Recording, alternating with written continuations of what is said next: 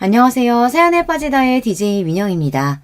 오늘도 두 가지 사연 준비되어 있는데요. 끝까지 함께 해주실 거죠? 그럼 구독과 좋아요 버튼 잊지 말아주시고요. 오늘의 사연도 함께 시작해 볼게요. 안녕하세요. 저는 글을 쓰는 사람입니다. 전업작가로 활동하고 있어요. 글이라는 걸 쓰기 시작한 지 참 오래됐지만 남들에게 작가라고 불리기까지 정말 긴 시간이 걸렸네요. 저는 어렸을 적부터 글 쓰는 것을 좋아했습니다. 글 쓰는 것 이전에 책 읽는 것을 좋아했어요. 소심한 성격 탓에 또래 친구들과 어울리기 힘들었고 학교가 끝나고 나면 다른 친구들은 삼삼오오 모여 놀러 다니거나 함께 분식집을 가곤 했지만 저는 항상 학교 도서실을 향했습니다. 학창시절에는 동아리 활동이라는 것을 하잖아요. 여러분께서도 비슷한 것을 하셨을지 모르겠습니다. 저희 학교에는 방과 후 동아리라는 제도가 있었는데요. 축구부, 야구부 등을 비롯한 운동부와 방송부, 미술부 등 다양한 동아리들이 있었어요. 그 중에서도 아이들에게 가장 인기 없는 부서는 바로 독서부였습니다. 한창 뛰어놀기 좋아하고 호기심 많은 나이에 책은 대부분의 아이들에게 흥미가 없는 대상이었으니까요. 제자리에 가만히 앉아서 빽빽한 글자를 읽는 행위가 그리 즐겁게 느껴지지 않았던 것이죠.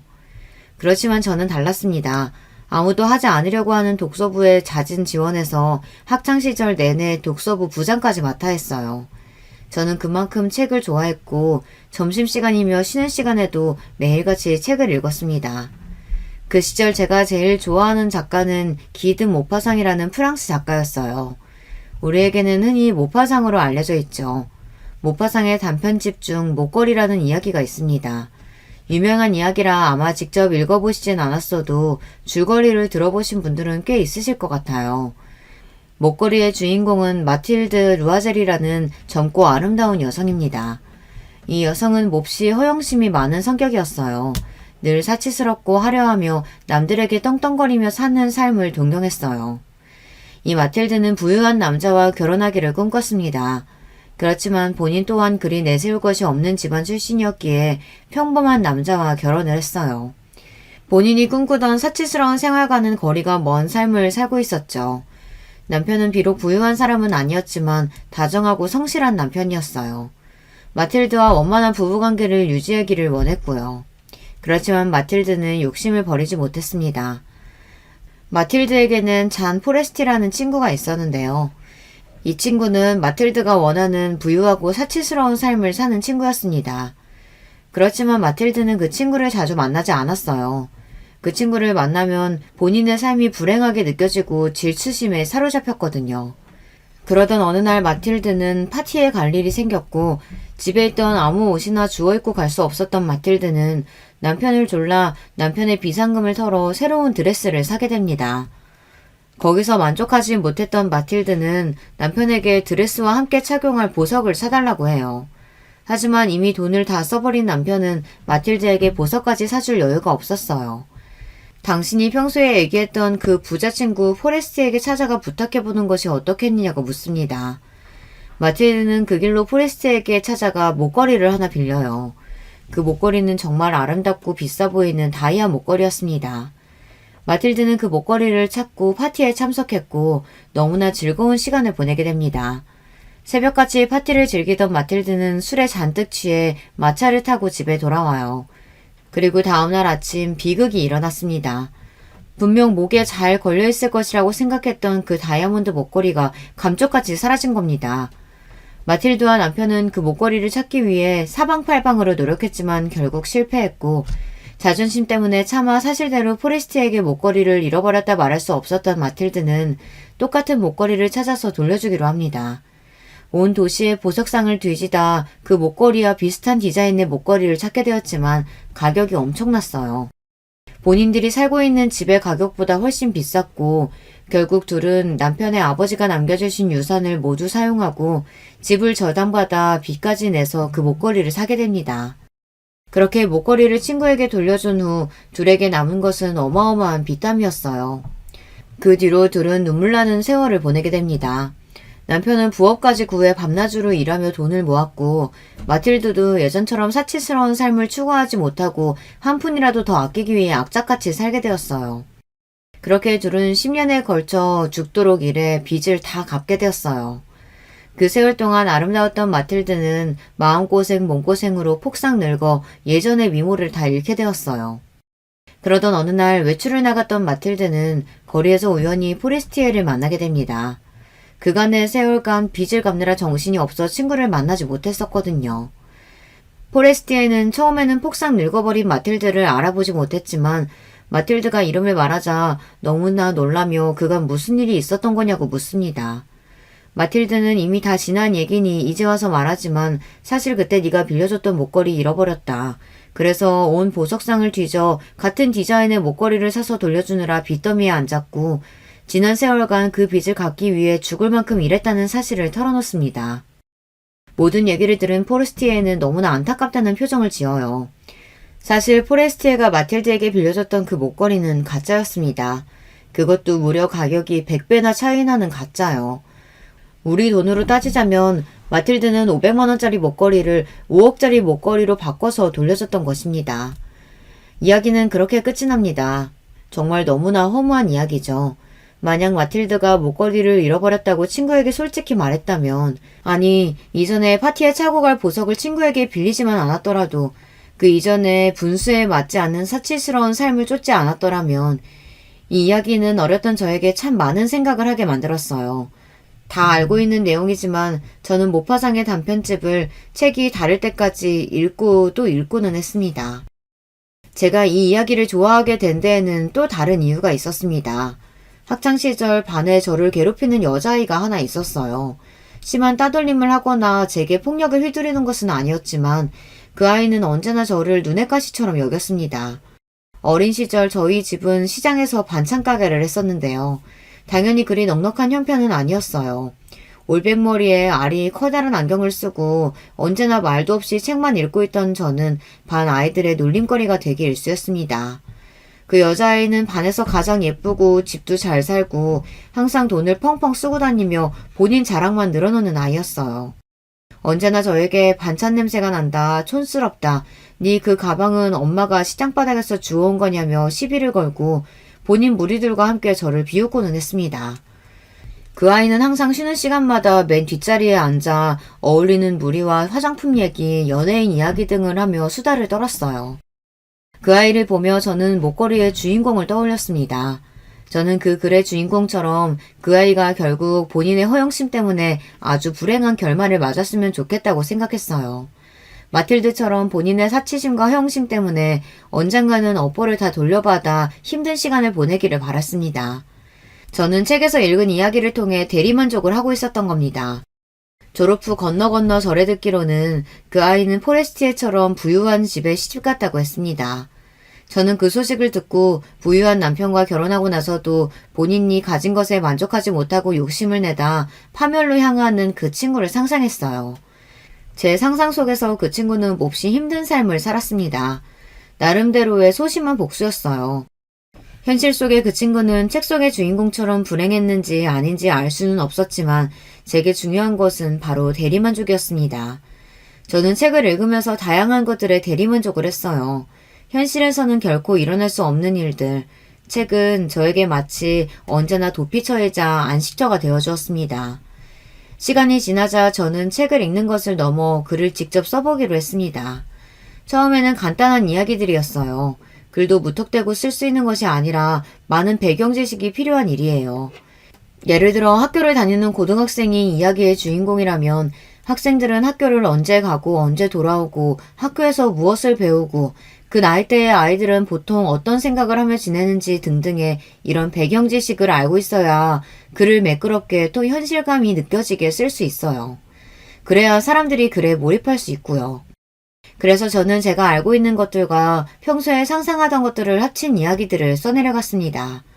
예를 들자면 마법학교에 다니는 학생의 이야기였어요. 저는 실제로 학교를 다녔던 경험이 있으니 그 경험에 기반하여 제 상상 속의 마법 세계와 결합한 이야기를 만드는 것이었어요. 그동안 많은 책들에서 읽었던 다양한 설정들이 그러한 것들의 기초가 되어주었어요.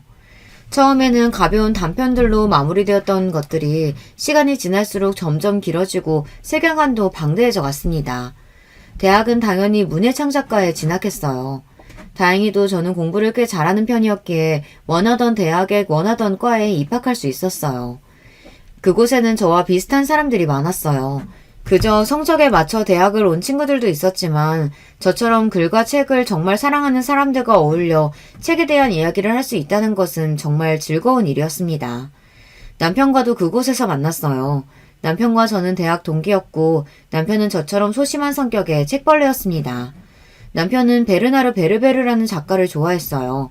그 작가는 과학적인 지식을 기반으로 다양한 근미래 세계관을 그려내는 특유의 스타일이 있는 공상과학 작가였는데 저 또한 꽤 좋아하는 작가입니다.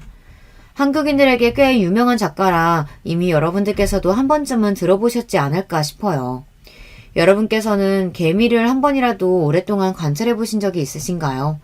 베르나르 베르베르는 무려 15년이라는 기간 동안 집에 개미집을 두고 그들을 관찰하며 개미라는 소설을 썼다고 합니다. 특유의 매력적인 문체와 흡입력 있는 전개로 순식간에 전권을 다 읽었던 기억이 있어요. 개미는 남편이 가장 좋아하는 베르나르 베르베르의 책이었어요. 저와 남편은 그 소설에 대한 이야기를 하며 아주 빠르게 가까워지게 되었습니다.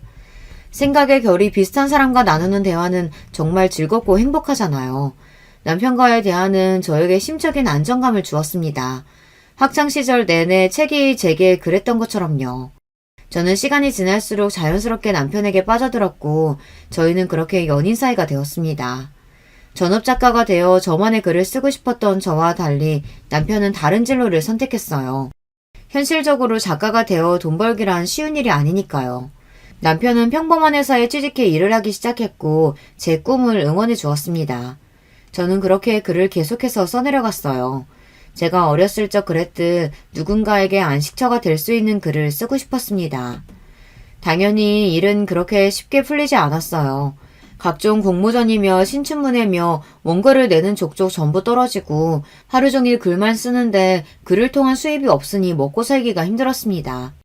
그 과정에서 남편이 많은 도움을 줬어요. 당시에는 그런 남편에게 정말 고마웠습니다. 남편이 먼저 제게 결혼 이야기를 꺼냈고 저는 처음에 남편의 제안을 거절했어요. 제 생각에 저는 결혼할 준비가 전혀 되어 있지 않았거든요. 제대로 된 직업, 안정적인 수입도 없었고 모아놓은 돈도 없었습니다.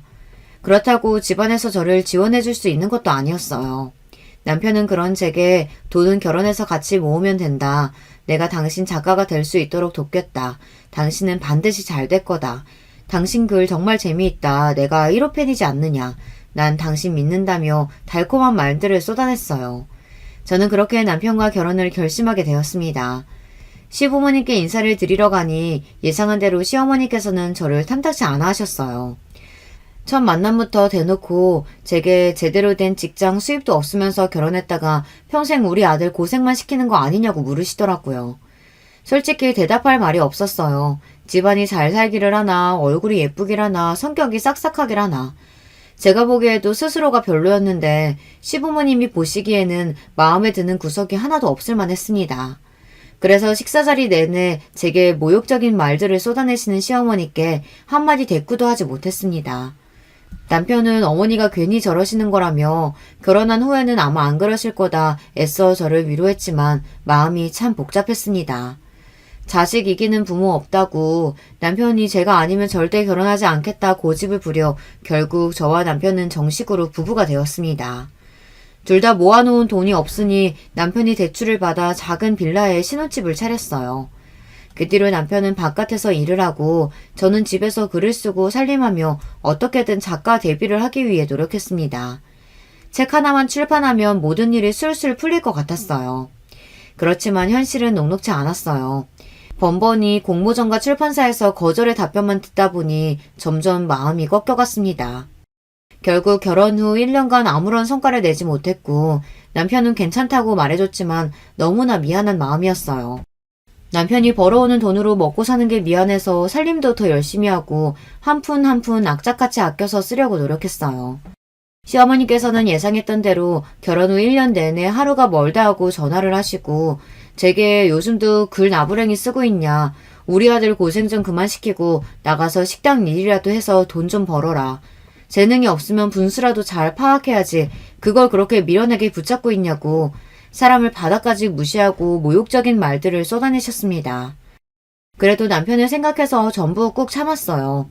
시어머니 말대로 제가 남편을 고생시키고 있는 것은 사실이었으니까요. 그러다가 저는 딸을 임신하게 되었습니다. 너무나 행복하고 축복인 일이었지만 임신한 후로는 입덧도 너무 심했고 컨디션이 몹시 좋지 않았기에 작업에 집중하기가 어려웠어요. 배가 점점 불러오자 임신한 몸으로 혼자 살림만 하기에도 벅찼고 도저히 글을 쓸 수가 없더라고요.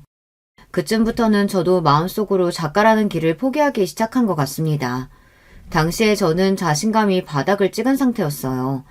모든 공모전과 출판사에서 거절을 당하고 주변에 있는 사람들은 하나같이 안 되는 것을 미련하게 붙잡고 있냐, 너는 재능이 없다며 저를 비난하고 무시하고 그런 상황에 어떻게 흔들림 없이 서 있을 수 있었겠어요. 아이를 낳고 난 이후로는 상태가 더욱 심각해졌습니다. 산후 우울증이 찾아왔거든요. 막 태어난 아이는 밤낮 가리지 않고 울어대지, 남편은 회사 일로 바쁘지, 글을 쓸 시간도 없었을 뿐더러 글도 써지지가 않았습니다. 언제나 저를 즐겁게 해주었던 상상 속 세계가 그 어떤 것보다 더 큰 부담으로 다가왔어요. 한자 한자 싸늘해가는 것 자체가 고통이었고 점점 증세가 심각해져서 환청까지 듣기 시작했습니다. 네가 쓴 글은 최악이야. 네가 쓴 글은 그 어떤 누구도 읽어주지 않을 거야. 글 쓰는 것뿐만 아니라 일상생활도 제대로 유지하기 어려울 정도였고 집은 점점 엉망이 되어갔습니다. 그런 저를 보며 언제나 다정했던 남편도 점점 변하기 시작했어요. 누가 당신한테 작가가 되라고 협박이라도 했냐. 이쯤 했으면 당신도 슬슬 깨달았을 것 아니냐. 왜 그렇게까지 작가가 되려고 하냐. 그 정도면 본인한테 재능이 없다는 걸 인정하라며 언성을 높이는 일이 잦아졌어요. 저는 그렇지 않아도 힘든데 남편까지 저를 몰아붙이니 정말 죽을 것만 같아서 점점 더 구석으로 숨어 들어갔던 것 같아요. 당신만 힘들어? 나도 힘들어. 기껏 하루 종일 밖에서 일하다가 집에 돌아오면 집구석 꼴은 다 어질러져 있고 애새끼는 울고 있고 내가 돈도 벌어오고 청소도 다 하고 다 해줘야 돼? 당신 오늘 씻기는 했어? 당신 같은 여자랑 결혼하는 거 아니었어. 내가 진짜 미쳤었지. 그런 쓰레기 같은 글이나 쓰면서 무슨 대단하신 작가가 되겠다고. 쓸데없는 생각할 시간에 제발 집 청소나 하고 빨래나 좀 돌려. 남편과 저는 서로 아주 대면대면해졌고 서로를 유령 취급하기 시작했어요. 이제 와서 하는 말이지만 당시에 남편을 원망하지는 않습니다. 남편은 제게 할 만큼 했고 충분히 저를 미워할 자격이 있었어요. 당시 저는 마음의 병을 앓고 있었고 남편은 그것을 보듬어줄 만큼의 여유가 없었던 것뿐이죠. 그런 저를 치유해 주었던 것은 다름 아닌 제 딸이었습니다. 그날도 멍하니 어두운 방 안에서 불도 켜지 않고 앉아 있었는데 아이가 막 울기 시작했어요. 그쯤에는 아이 우는 소리에 하도 적응이 돼서 그 소리가 꼭 핸드폰 진동 소리라도 되는 양 귀에 들어오지도 않았습니다. 그러다 퍼뜩 내가 지금 뭘 하고 있지 하는 생각이 드는 거예요. 자리에서 벌떡 일어나 누워있는 아이에게 다가가니 애가 막 자지러지게 우는데 저도 눈물이 펑펑 쏟아졌습니다. 아이를 안아주니 아이가 그 작은 손으로 어떻게든 살아보겠다고 제 가슴을 막 쥐는데 말로 형용할 수 없는 감정이 들었어요. 그 다음날부터 나가서 조금씩 운동도 하고 병원에 다니며 상담도 받고 약도 먹기 시작했습니다. 당시에 저는 정말 심한 우울증이었어요. 의사가 제게 당장이라도 극단적인 선택을 해도 이상하지 않을 상태였다. 스스로 틀을 깨고 나와 병원을 찾아온 것은 정말 대단하다고 하더라고요. 우울증은 마음의 감기라고들 하죠. 그렇지만 차이점이 있어요. 감기는 가만두면 점점 나아지지만 우울증은 가만히 두면 낫는 게 아닙니다. 주변에서 우울증 환자를 돌봐주고 병원에 갈 수 있도록 격려해줘야 돼요. 환자 스스로가 벗어난 의지가 조금이라도 생긴다면 그때부터는 감기처럼 떨쳐낼 수 있는 것이 우울증입니다. 그렇게 제 상태는 많이 호전되었지만 남편과의 사이는 별다를 게 없었어요. 서로 꼭 필요한 대화 이외에는 입을 열지 않았습니다. 그동안 저를 위해 고생한 남편에게 미안한 마음도 있었지만 저에게 쏟아냈던 그 폭언들이 자꾸만 떠올라 도저히 아무 일도 없었던 것처럼 예전으로 돌아갈 수가 없었어요. 남편 또한 마찬가지였는지 더 이상 제게 살갑게 굴지도 말을 먼저 붙여오지도 않았습니다. 대신 이제 몸이 좀 괜찮아진 것 같으니 나가서 일을 좀 해보라는 제안을 하더라고요. 그렇게 저는 집안 마트에서 계산원으로 일하기 시작했어요. 낮에는 나가서 기계적으로 일을 하고 퇴근하고 돌아오면 아이를 돌보고 남편 저녁밥을 차렸습니다. 시어머니는 그동안 그렇게 작가가 된다고 쌩 난리를 치며 몇 년간 남편 등골을 빨아먹더니 이제 와서 겨우 하는 게 최저 시급받는 마트 계산원이냐고 저를 비웃으셨습니다. 그게 네가 말했던 그 작가 나부랭이냐. 그거 꼴랑 일해서 한 달에 200만 원도 못 버는 거 아니냐. 얼마나 대단하신 분이 될까 했더니 애초에 기대도 안 했다면서 사람 자존감을 있는 대로 짓밟아 놓으셨습니다. 시어머니와 원래 그러셨던 분이니 애써 그러려니 하고 넘어갈 수 있었지만 이전과 한 가지 다른 점이 있다면 남편의 태도였어요. 시어머니의 구박이 정도가 심해지면 그래도 그만하시라고 한마디 정도는 거들었던 남편은 더 이상 아무런 참견도 하지 않았습니다. 때로는 시어머니의 구박에 말을 얹어 함께 저를 비아냥거리기도 했어요. 다른 사람도 아닌 누구보다도 저를 믿어주고 제 글에 1호 팬이라고 말하던 사람이 그렇게 한순간에 돌아서 저를 비웃고 무시하니 가슴이 찢어질 듯 아팠습니다. 역설적이게도 그런 상황에 제게 힘이 되어주었던 것은 다름 아닌 글이었습니다. 아이를 재우고 남편이 잠자리에 들고 난 후 저는 조금씩 글을 쓰기 시작했어요. 작가가 되어야 한다는 부담감 없이 글을 쓰기 시작하니 너무나 즐거웠습니다. 소설의 주인공은 저같이 어려운 환경에서 자란 소녀였고 그 소녀가 현실과 마법 세계를 통하는 문을 발견한 뒤로 겪게 되는 여러 가지 일들을 짧은 단편들로 써내려가기 시작했어요. 그리고 그 글들을 블로그에 올렸어요. 아마 대부분 블로그가 무엇인지 알고 계시겠지만 혹시 모르시는 분들을 위해 간단하게 설명을 드리자면 블로그란 인터넷에 존재하는 개인 공간입니다. 본인의 일상이나 하고 싶은 말들을 기록하는 누구나 자유롭게 열람할 수 있는 일기장 같은 곳이에요. 그동안 제가 써왔던 글들은 모두 세상의 빛을 보지 못하고 사라져갔지만 이번에는 제가 쓴 글들을 많은 사람들과 공유해보고 싶었습니다. 그래서 공모전이나 출판사에 원고를 보내는 대신 모두가 제 글을 읽을 수 있도록 개인 블로그에 올리기 시작했어요. 남편이 이런 저를 보면 또 헛바람 들어서 쓸모없는 짓만 한다고 타박을 할까봐 남편이 집에 없는 낮 시간이나 남편이 잠에 든 새벽에 몰래 숨어서 글을 썼습니다. 물론 처음에는 당연히 아무도 제 글에 관심이 없었어요. 조회수도 없었고 댓글도 없었습니다. 그렇지만 꾸준히 쓰다 보니 댓글이 한두 개 달리기 시작했어요. 정말 뛸 듯이 기뻤어요. 저에게 첫 독자가 생긴 기분이었습니다. 그렇게 점점 글 쓰는 시간을 늘려갔고 그날도 남편이 잠이 든 것을 확인하자마자 조용히 글을 쓰러 나왔는데요. 뒤에서 갑자기 남편 목소리가 들렸어요. 알고 보니 제 행동을 수상하게 여겼던 남편이 잠든 척하고 몰래 저를 따라 나왔던 것이었습니다. 지금 뭐 하는 거야? 작가 되는 거 포기한 거 아니었어? 너 재능 없다고 몇 번을 말해. 그럴 시간에 애나 좀 더 신경 쓰고 살림이나 잘하지. 마트 계산원 말고 좀 더 돈 벌어올 만한 생산적인 일이나 좀 하든가. 주제 파악이 그렇게 안 돼? 내가 그동안 당신 고생 많이 시킨 건 알겠는데 제발 말 좀 그런 식으로 안 하면 안 돼? 내 글 좋아해주는 사람들도 많아. 뭐, 그 인터넷에서 댓글 달아주고 그런 거? 그 사람들 그냥 아무 말이나 짓거리는 거야. 그 사람들이야 그런 쓰레기 글 읽고 대충 아무렇게나 뭐 재밌어요 한마디 해줄 수 있는 거겠지. 근데 나는 돈 벌어서 당신 먹여 살려야 하는 나는 솔직히 당신 글 최악이야. 내가 꼭 이렇게까지 말해야겠어? 이제 제발 좀 그만 좀 해. 정신 좀 차리라고. 당신 요즘 보면 꼭 미친 사람 같아. 그렇게 남편과 싸우고 그 이후 저는 다시 글 쓰는 일을 그만두었어요. 다시 낮에는 마트에서 계산원 일을, 집에 돌아오면 살림하고 육아하는 일상이 시작되었습니다. 삶의 활력소가 되었던 글이 사라지고 나니 매일매일이 지옥같이 너무나 힘들더군요. 남편에게는 남동생이 하나 있어요. 도련님은 키가 작고 왜소한 체격인 남편과 다르게 키도 크고 덩치도 있고 얼굴도 번듯하게 잘생겼습니다. 같은 배에서 나왔는데 어쩜 저렇게 다르게 생겼나 싶을 정도였어요. 아무래도 외모가 반반하다 보니 연애도 잘하고 다니는 것 같더라고요. 그러다가 결혼하겠다는 여자를 데려왔는데 공인중개사 일을 하는 사람이었어요. 젊은 여자가 공인중개사를 하는 것만도 흔치 않은데 돈을 엄청 잘 번다고 하더라고요. 전에 듣기로는 연봉이 1억도 넘는다고 했습니다. 남편은 상견례 자리에 저를 데려가지 않았어요. 제가 창피하다면서요. 그렇게 저는 결혼식장에서 처음으로 동서를 만났습니다. 동서는 말도 너무 잘하고 싹싹한 것이 척 봐도 일을 참 잘하겠다 싶었어요. 저랑 모든 면에서 너무나 비교되는 며느리였습니다.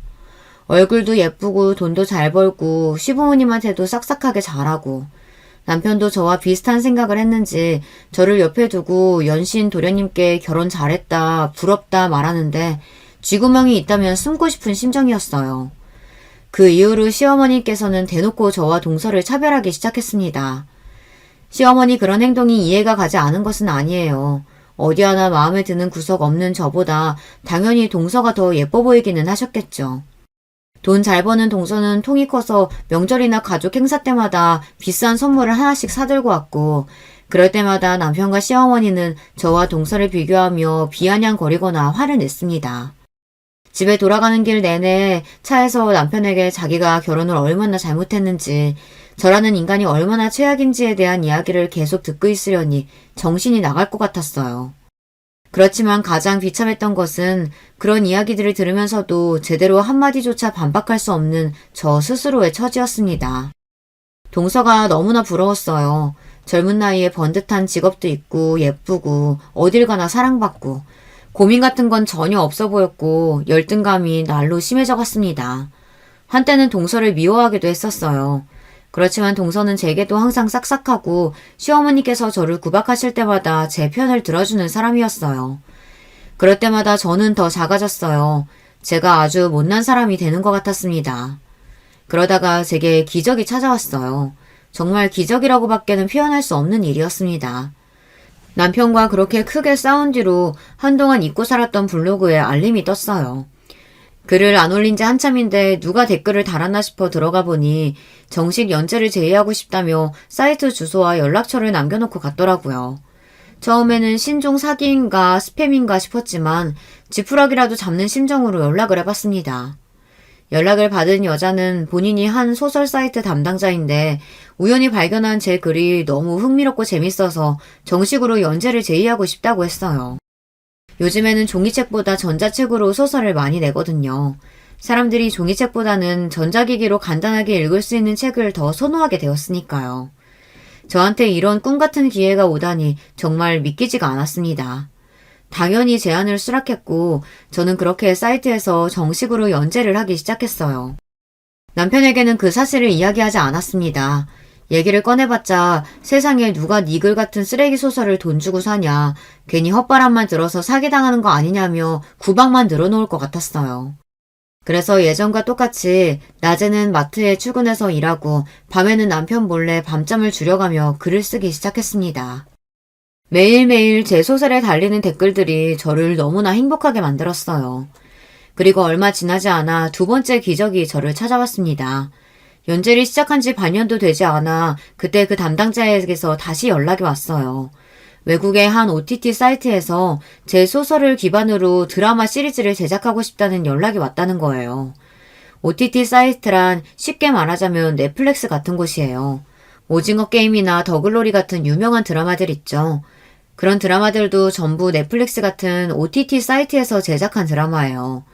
담당자는 제게 이런 경우가 종종 있긴 한데 이렇게 연재 시작한 지 얼마 안 돼서 그것도 이렇게 큰 회사에서 연락이 온 건 처음이라며 너무 축하한다는 말을 전했습니다. 미팅 자리에 나가서 이야기를 듣는데 정말 구름 위를 둥둥 떠다니는 기분이었어요. 어떻게 나한테 이런 기회가 찾아왔을까? 내가 지금 꿈을 꾸고 있는 게 아닌가? 그 많고 많은 소설들 중에 어떻게 내 작품이 선택받은 걸까? 제가 혼자서 머릿속에 그려왔던 이야기들이 드라마화가 되어 눈앞에 펼쳐진다는 사실만으로도 너무 황홀한데 금액이 정말 상상 초월했습니다. 이렇게 돈을 많이 준다고 말이 되나 싶은 생각이 들었어요. 드라마는 총 3기로 기획되었어요. 처음 계약금은 이 정도였지만 드라마가 얼마나 많은 인기를 얻는지에 따라 새로운 기수도 추가될 수 있고 저에게도 개런티가 더 많이 들어온다고 했습니다. 이 돈만으로도 충분히 차고 넘치는데 여기서 돈이 더 들어온다니 이게 꿈인가 생시인가 싶었어요. 솔직히 계약을 마칠 때까지만 해도 실감이 나질 않았는데 통장에 찍힌 어마어마한 금액을 두 눈으로 확인하니 그제서야 실감이 확 났습니다. 이 사실을 가장 먼저 알린 사람은 남편도 아니고 시부모님도 아니고 바로 동서였어요. 동서가 시어머니께서 절 구박할 때마다 제 편을 들어줬다는 이야기 잠깐 했었죠. 동서도 고충이 많은 사람이었어요. 젊은 여자가 혼자서 공인중개사 일을 하는 것이 아무래도 쉬운 일은 아니잖아요. 만만해 보인다며 무시하는 사람들도 많았고 이상한 고객들을 만나기도 했고 다 성사된 계약이 엎어지기도 하고 동서와 서로 겪는 고충들을 솔직하게 이야기하고 지내면서 많이 친해졌거든요. 예상대로 동서는 제 계약 소식에 마치 본인 일이라도 되는 양 몹시 기뻐해 주었어요. 어떻게 그런 말도 안 되는 일이 다 있냐. 정말 너무 신기하다. 그럼 이제 형님께서 쓴 글로 드라마가 나오는 거냐. 본인도 너무 보고 싶다며 호들갑을 떠는 동서에게 그간 내 푸념도 들어주고 항상 내 편 들어줘서 고마웠다고 밥 한 끼 사겠다고 했어요. 그렇게 간만에 비싼 레스토랑에서 동서와 식사를 하게 되었고 동서는 남편과 시어머니께는 언제 이야기하실 생각이냐 물어왔습니다. 글쎄, 나도 잘 모르겠어. 어떻게 이야기를 꺼내야 할지.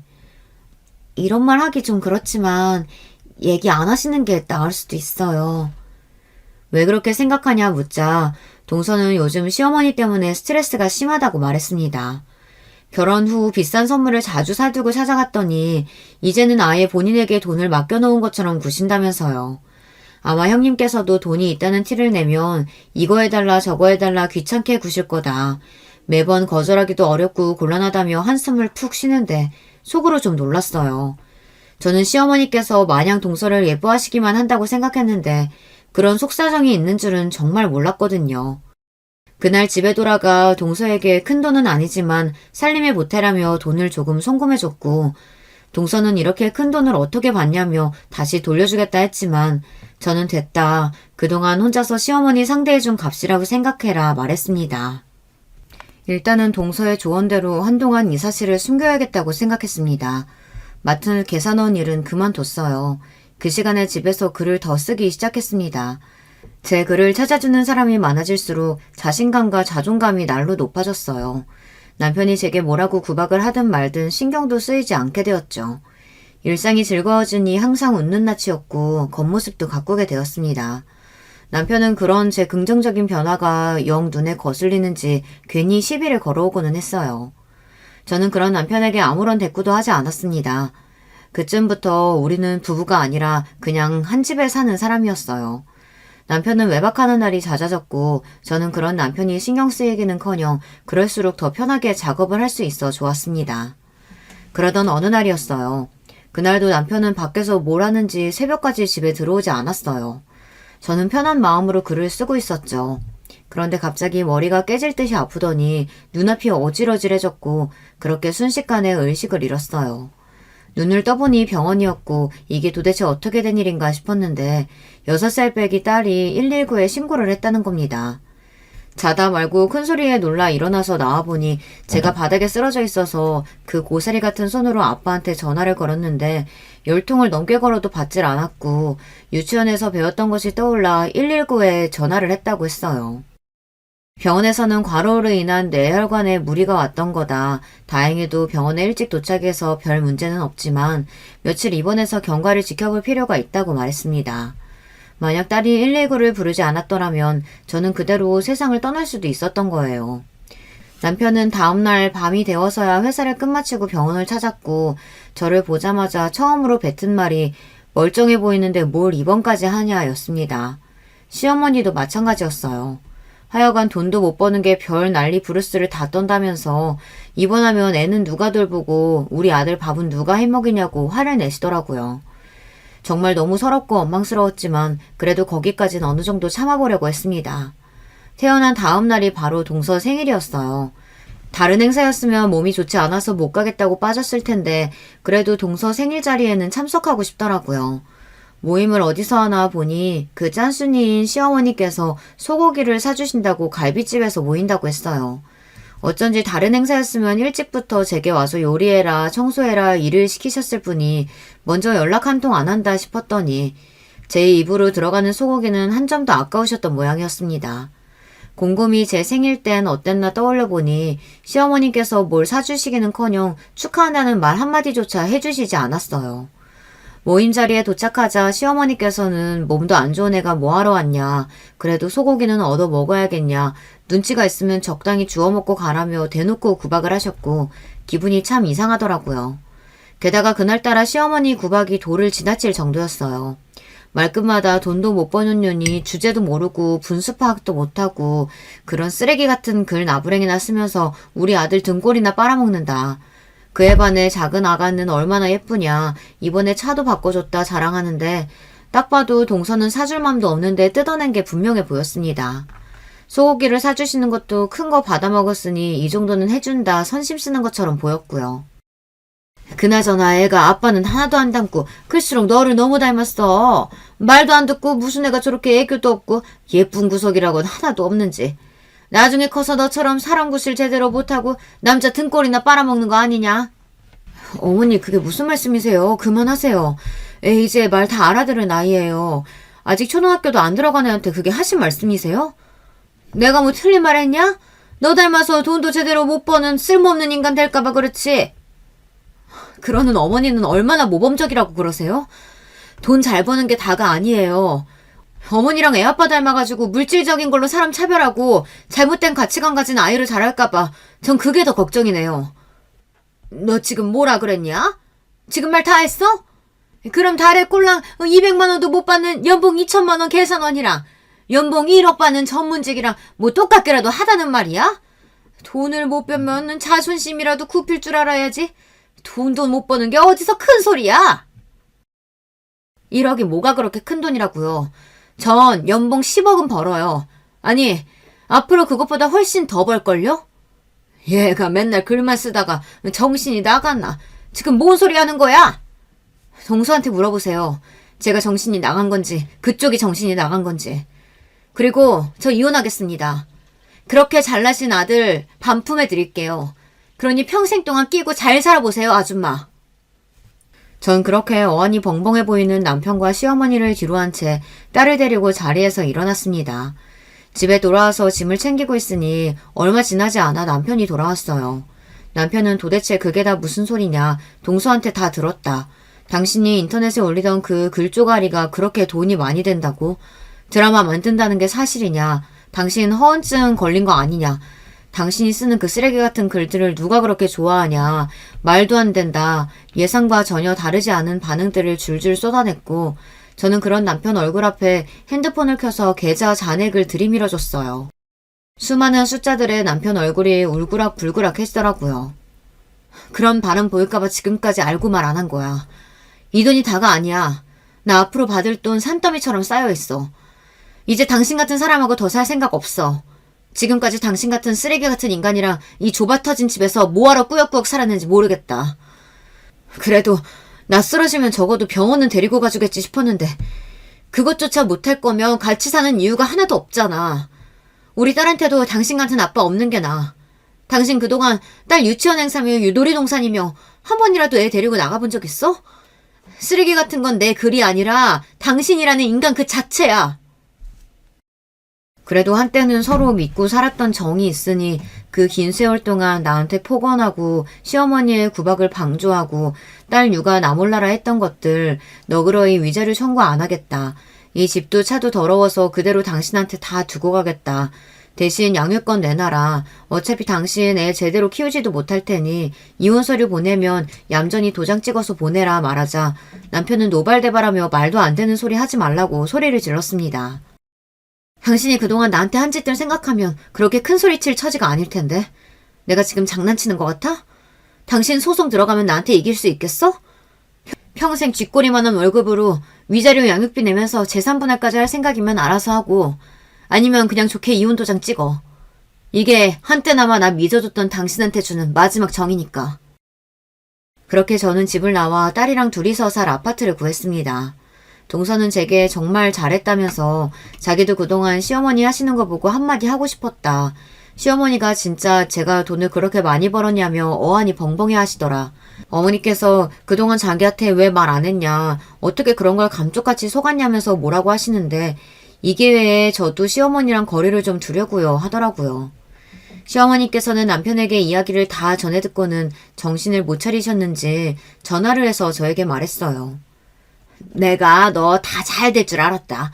그동안 너 잘 되라고 채찍질한 거야. 사람이 정이 있지. 너 힘들고 어려울 때 우리가 얼마나 도와줬냐? 일 좀 잘 됐다고 이렇게 바로 태도 변하는 게 말이 돼? 사람이 된 도리는 다 해야지. 검은 머리 짐승 될 거냐? 앞으로 차별 안 하고 너 글 쓰는 거 허락해 줄 테니까 집에서 글 쓰면서 애 키우고 그렇게 살아. 말도 안 되는 소리를 쏟아냈습니다. 아줌마, 뭔가 착각하시는 것 같은데 제가 글 쓰는 건 당신들이 허락해주고 말고 할 게 아니에요. 아직도 정신 못 차렸나 보네요. 저랑 진짜 이혼 소송하고 싶은 모양인데 코딱지만한 월급으로 변호사 하나 제대로 구할 수 있겠어요? 마음 같아서는 아줌마도 모욕죄로 고소하고 싶은데 아줌마 말대로 아줌마 아들한테 한때는 도움 받았으니 눈 딱 감고 봐주는 거예요. 그러니 좋게 이혼서를 도장 찍어 보내세요. 다시는 연락하지 말고요. 그렇게 전화를 끊어버렸어요. 그 뒤로도 몇 번 더 연락이 오더니 결국은 포기한 모양인지 이혼 서류에 도장을 찍어 보냈더라고요. 그렇게 깔끔하게 이혼을 했고 지금은 딸과 둘이서 살고 있습니다. 남편과 셋이 살던 그 구질구질한 집보다 훨씬 깔끔하고 크고 무엇보다도 주변에 제 자존감을 깎아먹는 사람들 없이 편하게 지낼 수 있어서 너무 행복해요. 얼마 전 방영된 드라마는 예상보다 더 인기가 많아서 다음 기수 제작이 확장되었고 예전 같으면 정말 상상도 못할 수준의 돈이 계좌에 들어오고 있습니다. 이제 곧 지금 쓰는 작품을 마무리하고 차기작을 준비해 볼 생각이에요. 예전에는 제발 제 원고 좀 봐달라고 출판사들을 돌아다니며 사정해도 아무도 제게 관심을 주는 곳이 없었는데 이제는 출판사들에서 먼저 저와 책을 내자고 연락이 오는 상황이라니 사람 인생은 진짜 모르는 거네요. 제가 이렇게 좋은 집에서 먹고 살 걱정 없이 제가 쓰고 싶은 글 쓰면서 행복하게 살 거라고는 정말 상상도 하지 못했었어요. 제 블로그에 있던 그 글을 발견하고 제게 연재 제의를 해주신 담당자분과 제 소설로 드라마를 만들어야겠다고 생각하신 감독님, 그리고 드라마 작가분, 제작사, 그리고 드라마를 시청해주신 모든 사람들께 너무나 감사한 마음뿐입니다. 무엇보다 가장 고마운 분들은 제 블로그에 첫 댓글을 남겨주셨던 분들을 포함해서 지금도 제 글을 기다려주고 계시는 수많은 독자분들이에요. 제가 어렸을 적에 책을 읽으며 느꼈던 그 감정을 더 많은 사람에게 전해주고 싶습니다. 초등학생이 된 저희 딸은 엄마를 닮은 작가가 되겠다며 요즘 부쩍 책을 많이 읽어요. 그런 모습이 참 예쁘고 의젓하게 자라줘서 고맙습니다. 저와 남편 사이의 문제 때문에 아빠 없는 아이로 만든 것 같아 한편으로는 미안한 마음도 있어요. 그렇지만 아이는 아빠를 전혀 그리워하지 않고 저와 둘이서 충분히 행복하게 지내고 있습니다. 앞으로도 아빠의 빈자리를 잘 채워줄 수 있도록 더 노력할 거예요. 동서와도 여전히 간간히 연락도 주고받고 만나서 식사도 함께 하고 있어요. 제 이혼 후로 시어머니께서는 동서에게 더 집착하기 시작하셨다는데 동서도 이제는 너무 지쳐서 완전히 연락을 끊어버렸다고 하더라고요. 가장 기가 찬 소식은 바로 남편이 회사를 그만두고 글을 쓰고 있다는 사실입니다. 쟤도 했는데 내가 쟤보다 뭐가 모자라서 못하겠냐며 회사를 뻥 때려치고 집에 틀어박혀서 글만 쓰고 있다고 하더라고요. 뭐 운이 좋아 작가가 될 수도 있겠지만 제가 봤을 때는 그런 마음가짐으로 글을 쓰는데 과연 그 결과물이 어떤 사람의 마음을 울릴 수 있을지 어떤 사람의 가슴에 와닿을 수 있을지는 잘 모르겠네요. 남편이 보기엔 그간 세월의 제 노력이 겨우 그 정도밖에 안 느껴졌다면 그건 그 사람의 그릇이 그 정도밖에 담을 수 없으니 그런 탓이겠죠. 모 눈에는 뭐만 보인다고 하잖아요. 아무리 밤을 새워 백날 노력해봤자 아마 남편은 평생 훌륭한 작가가 되지는 못할 거예요. 제가 알던 대학 시절에 책을 사랑하던 그 남자는 이미 죽은 지 오래거든요. 남에게 지지 않기 위해서 돈을 벌기 위해서 글을 쓰는 사람이 훌륭한 결과물을 낼 리가 없죠. 그렇게 글을 쓰는 저를 무시하더니 이제야 작가가 되겠다니 참 기가 찰 노릇입니다. 남편이 그러든지 말든지 저는 차기작 준비에 열심입니다. 이전 작품은 저와 같은 처지의 소녀가 주인공이었으니 이번 작품은 엄마를 주인공으로 써보고 싶어요. 어떤 내용을 쓰게 될지는 아직 고민 중입니다. 남편과의 갈등이 주제가 되어도 재미있을 것 같아요. 조금 더 현실성을 담아서요. 그동안 힘든 세월을 보내왔던 것이 전부 다 이런 행복을 맞이하려고 그랬던 것 같습니다. 돈이 많고 여유로운 삶도 좋지만 무엇보다도 행복한 것은 제 이야기를 수많은 사람들이 원하고 읽어주고 공감해준다는 사실이에요. 제가 작가가 되려고 했던 것은 누군가의 안식처가 될 수 있는 글을 쓰고 싶어서였는데 점점 더 제 목표에 가까워지고 있는 것 같습니다. 인터넷 연재가 책 출판보다 좋은 점이 있다면 독자들과 쌍방향적인 소통을 할 수 있다는 사실이에요. 독자들의 반응을 실시간으로 알 수 있고 그 반응에 저 또한 답해줄 수 있으니까요. 물론 항상 좋은 반응들만 돌아오는 것은 아니기에 비난에 상처받고 마음이 아플 때도 있습니다. 그렇지만 그런 악플들 사이에 작가님 글 덕분에 한 주를 살아갈 기운을 얻는다는 말, 너무 재미있다는 말, 팬이라는 말 한마디 한마디가 제가 다시 글을 쓸 원동력이 되어주는 것 같아요. 원글을 쓰려고 막힐 때마다 그저 가볍게 마음을 털어내려고 썼던 글인데 쓰다 보니 일기처럼 제법 길어졌네요. 아무래도 직업이 작가다 보니 글을 쓸 때 몇 번이고 탈고하며 다듬는 것이 직업병인데 그런 강박을 없애고자 나름대로 마구잡이로 써내려간 글이라 그렇게 매끄럽게 익혔을지는 잘 모르겠어요. 혹시 글 읽으시며 작가라는 사람이 왜 이렇게 글을 못 써 싶으셨다면 너그러이 넘어가 주세요. 이렇게 짧다면 짧고 길다면 긴 제 인생 이야기가 끝이 났습니다. 이제는 제 인생이 아니라 책 속의 주인공 이야기를 쓸 시간인 것 같네요. 긴 이야기 들어주셔서 감사합니다. 여러분, 두 번째 사연 시작하기 전에 좋아요, 구독 꼭 눌러주실 거죠? 그럼 두 번째 사연 바로 시작합니다. 안녕하세요. 저는 40대 초반 남성입니다. 얼마 전 친구와 그간 있었던 일들에 관해 이야기하다가 유튜브에 한번 보내보란 말을 듣고 이렇게 사연을 보내게 됐습니다. 저는 현재 작은 파출소에서 경장으로 복무하고 있는 경찰입니다. 전 원래부터 경찰이 되고 싶었던 사람은 아니었어요.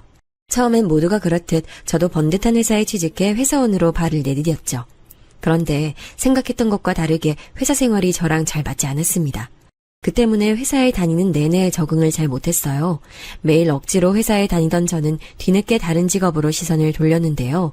그런 제 눈에 들어온 건 공무원이었습니다. 저는 항상 사람들에게 도움되는 일을 하고 싶었거든요. 그래서 공무원 중에서도 직접 사람들에게 도움이 될 수 있는 경찰을 택했고 시험에 응시했습니다. 전 그때나 지금이나 체력 하나는 자신 있었습니다. 그래서 남들이 가장 힘들어하던 체력 검정에서 높은 점수를 받았죠. 덕분에 수월하게 경찰 시험에 합격했고 저는 순경이 됐습니다. 처음엔 익숙하지 않은 업무에 허둥대는 일도 많았지만 회사에 다닐 때와 다르게 저는 곧 파출소 업무에 잘 적응했습니다. 파출소 업무는 회사 업무와 많이 달랐습니다. 회사는 딱딱하게 자신이 맡은 일만 했다면 파출소에선 동료들과 함께 협력해 직무를 수행할 때가 많았죠. 그럴 때마다 저는 같은 팀으로 함께 일한다는 즐거움을 느낄 수 있었습니다. 물론 몸이 많이 피곤할 때도 있었습니다. 하지만 도움을 드린 시민분들께 고맙다는 인사를 들으면 뿌듯함에 몸이 금세 가뿐해지더군요. 그렇게 순경이 된 지 반년이 채 안 됐을 때 대학교 친구로부터 연락이 왔습니다. 그리고 한단 말이 저보고 여자 소개 받아보지 않겠냐는 거예요. 성수야, 너 여자 소개 안 받을래? 내가 알기로 너 전 여친이랑 헤어진 지 몇 개월 된 걸로 아는데 이제 슬슬 새로운 사람도 만나고 해야지. 이 형님이 네 생각해서 딱 너한테 맞는 여자분 소개해 줄 테니까 고마워해라. 갑자기 전화해서 무슨 소리야 그게. 난 아직 다른 사람 만날 생각 없으니까 나 말고 딴 사람한테나 소개해줘. 야, 그러지 말고 한번 만나보기만 해. 진짜 좋은 사람이야. 그렇게 좋은 사람이면 네가 만나던가 왜 나한테 소개해 주려고 하는데? 경찰 시험을 보기 전 회사원일 때 제겐 여자친구가 있었습니다. 하지만 그때 저는 제 성격에 맞지 않는 회사 생활에 적응하느라 스트레스를 많이 받고 있었기 때문에 여자친구를 잘 챙겨주지 못했어요. 그래서 자주 싸우다가 결국 헤어졌습니다. 이후 전 누군가를 만난다면 상대방에게 제대로 집중할 수 있는 상태에서 만나겠다고 다짐했죠. 그런데 이때 전 순경이 된 지 반년도 안 된 상태라 누군가를 만날 여력이 되지 않았어요. 그래서 친구의 제안이 전혀 반갑지 않았습니다.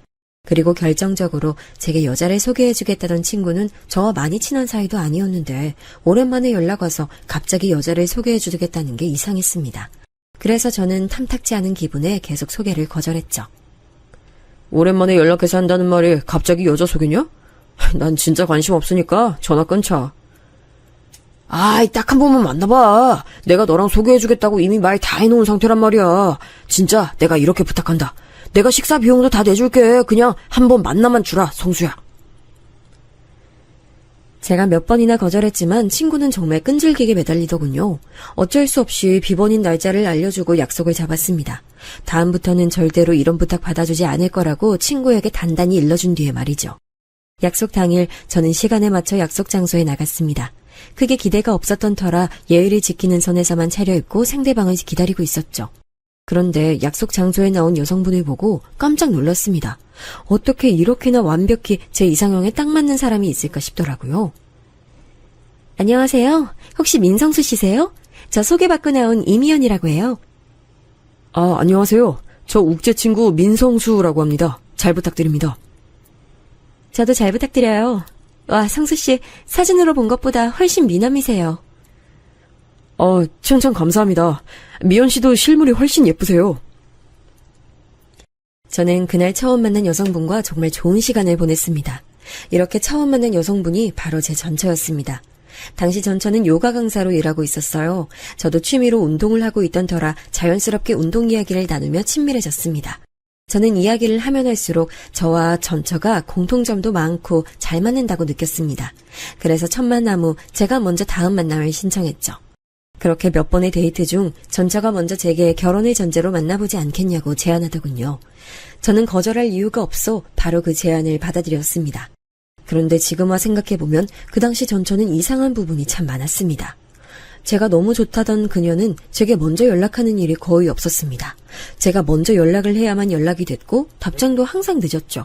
하지만 데이트를 할 때는 제가 너무 좋고 사랑스럽다는 식으로 행동했습니다.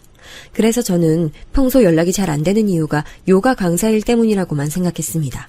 헬스 트레이너나 스피닝 강사처럼 운동을 가르치는 사람들은 평소에 몸을 혹사하기 때문에 많이 힘들어한다고 들었거든요. 게다가 제가 계속 주야간이 바뀌어 길게 연락을 못해 미안한 마음도 있어 그러려니 했습니다. 이후 사귄 지 몇 개월쯤 됐을 쯤 전처가 제게 결혼하자고 프로포즈를 하더라고요. 사실 프로포즈가 저는 너무 급하게 느껴졌습니다. 하지만 상대를 정말 많이 사랑하면 결혼해서 가정을 꾸리고 싶은 게 사람 마음 아니겠어요? 저는 저를 정말 사랑해서 프로포즈한 거라고 생각했죠. 그래서 길게 고민하지 않고 프로포즈를 받아들였습니다. 하지만 서로의 부모님들과 만나는 건 조금 천천히 하자고 얘기했어요. 자기야, 자기가 결혼하자고 해줘서 정말 기뻐. 근데 우리 부모님 만나 뵙는 건 조금 천천히 하자. 나도 부모님께 말씀드릴 시간이 필요하고 자기 부모님 만나 뵙는 것도 준비가 필요할 것 같아서 말이야. 자기 말 무슨 뜻인지 알았어. 그럼 우리 부모님께 서로 천천히 말씀드리고 그 다음에 약속 잡는 걸로 하자. 그런데 일주일이 지난 어느 날 전처가 저보고 깔끔하게 입고 자기를 만나러 오라고 얘기하는 거예요. 자기야, 오늘은 평소보다 더 깔끔하고 멋지게 입고 나와. 그래줄 수 있지?